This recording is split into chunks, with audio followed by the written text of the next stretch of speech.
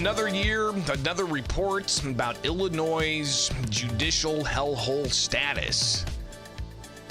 And this year, Cook County, St. Clair County, Madison County landing at number 7.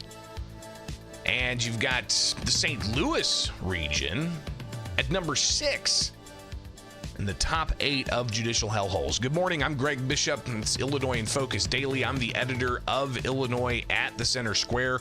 Go to thecentersquare.com where you'll be able to get headlines in your inbox each and every weekday morning, and you'll see the latest story being Illinois counties landed number 7 for judicial hellholes and costs you, a resident, not necessarily a taxpayer, every resident of the state of Illinois over $1,900 in what American Tort Reform Foundation says is a tort tax. So go get that story, but we're going to talk about it right here with Illinois in Focus Daily. You wake up with us, you get the latest, you drink your coffee, enjoy it. Appreciate you guys being here, and the live chat is always popping, so you guys can check that out each and every weekday morning. We're right here live, all right?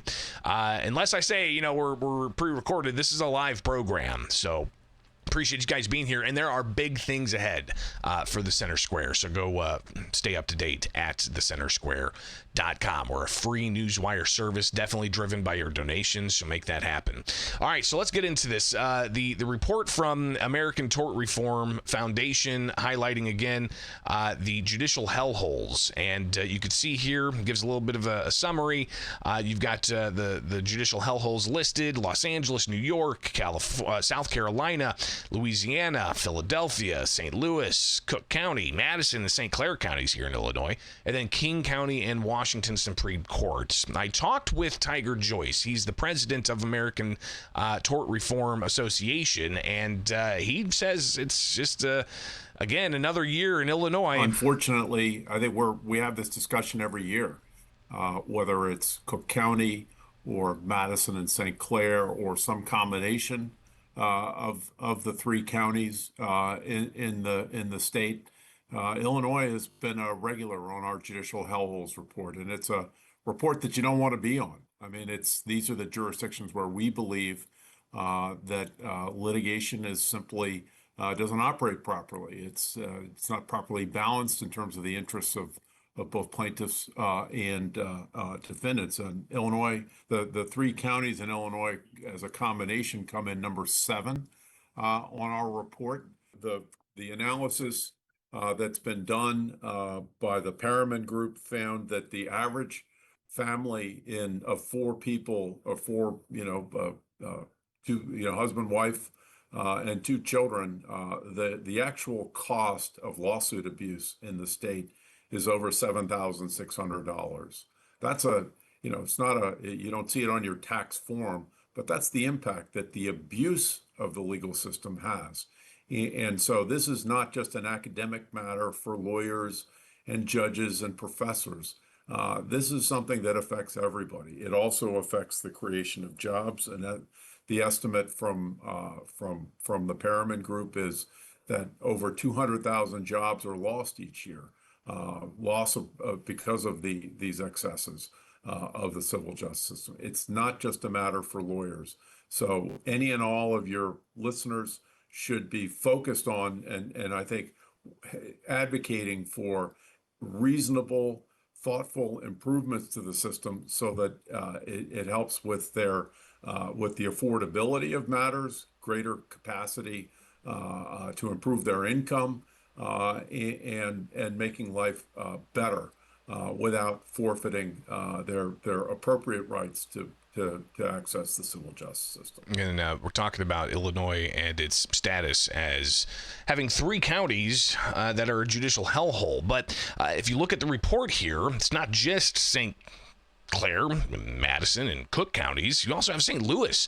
We'll take a look at St. Louis here in a moment, but I want to take a specific look again. It's Illinois in Focus at the number 7 slot for judicial hellholes, and if you click through on their website, you'll get a pretty interesting breakdown here of St. Clair, Madison, and Cook counties and why they're on the judicial hellhole list, and including this little infographic here that talks about the economic impact and the total amount of tort tax that there is, but also the amount of TV advertisements and radio ads and print ads that are made by lawyers, by trial lawyers that get a lot of money from payouts from so-called nuclear verdicts. And you can see here, just in the first quarter of 2025, Chicago trial lawyers spent $28.7 million on advertising.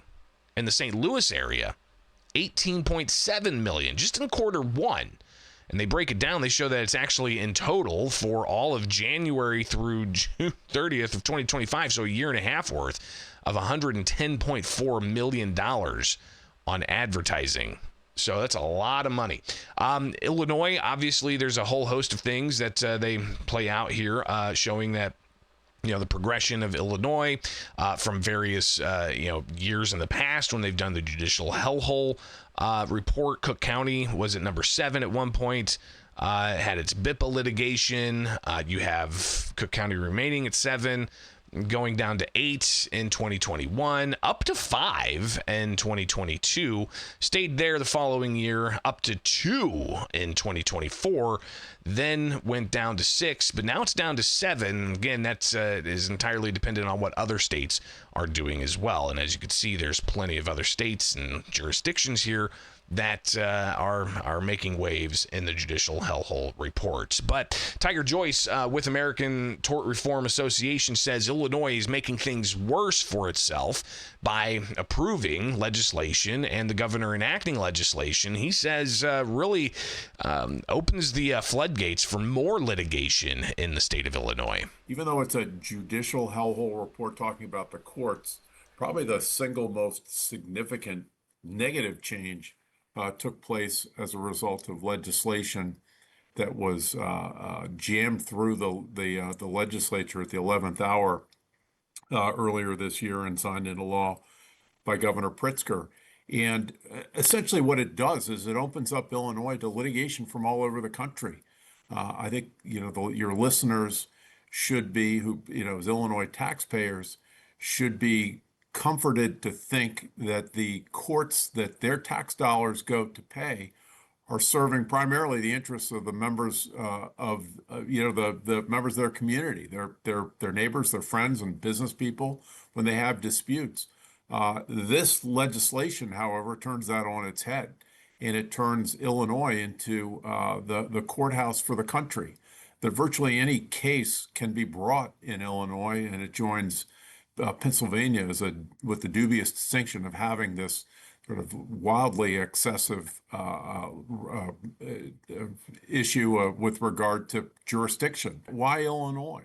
If I live in Maryland, why should I be able to bring my case, which has nothing to do with Illinois, in Illinois? And if I'm a consumer, if I'm a average man or woman in your state, as I think I said earlier, your tax dollars go to pay for the court system in your state. And if your court becomes an attraction for litigation from all over the country, and you have a case, how difficult is it going to be for you to bring your case? Are the dockets going to get jammed up? Is the legislature going to have to then in turn appoint more judges? I mean, where does this go? The basic issue from our perspective is that cases should be brought either where the defendant is, where the plaintiff is, or where the matter arose, not just because some plaintiff's lawyer or some individual thinks that, gee, I think I can do better in Illinois than I might be able to do in North Carolina or in New Mexico or wherever else in the country. So again, Tiger Joyce, American Tort Reform Association, that report the Judicial Hellhole Report for 2025 out now. Go to judicialhellholes.org. You can find the link through our story at thecentersquare.com, and you can even watch at thecentersquare.com the interview I had with Tiger Joyce. But again, Los Angeles, New York City, South Carolina, asbestos litigation, Louisiana, coastal litigation, Philadelphia Court of Commons pleas, St. Louis getting number 6 on the Judicial Hellhole list, and they've bounced around as well. But one thing that the Judicial Hellhole also highlights is some positive areas, and you can actually look at the points of light. It's not a whole lot, but some examples of fair and balanced judicial decisions that they highlight. So you can look at some of those as well. Go to thecentersquare.com and sign up for that newsletter today to get the very latest here. I'm Greg Bishop. It is Illinois in Focus Daily with you each and every weekday morning.